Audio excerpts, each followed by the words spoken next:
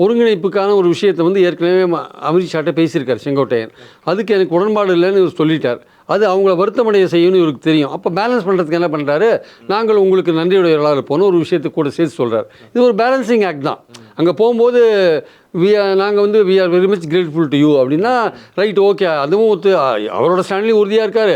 பாஜகவோட ரோலையே வந்து அப்ரூவ் பண்ணுறாரு. கூட்டணி கண்டினியூ ஆகணுன்ற மனநிலையில் இருக்காரு. பாஜக எதிர்க்கிறதுக்கு அவர் ரெடியா இல்லை அப்படின்ற ஒரு விஷயமும் அங்கே தெரியுது.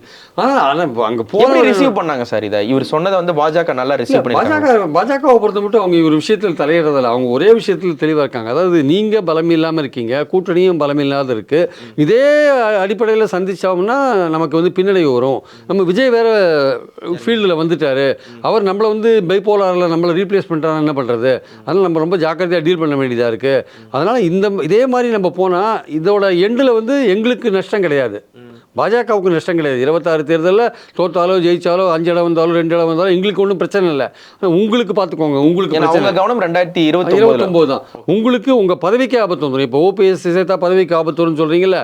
ஓபிஎஸ் சேர்க்காத நீங்கள் அவர் சேர்க்காத வச்சு நீங்கள் எலெக்ஷன் சந்திச்சிங்கன்னா, இல்லை தினகரனை சேர்க்காத வச்சு எலெக்ஷன் சந்திச்சிங்கன்னா, நீங்கள் பின்னடைவு சந்திச்சிங்கன்னா உங்களுக்கு உங்கள் பதவிக்கு ஆபத்து வரும்.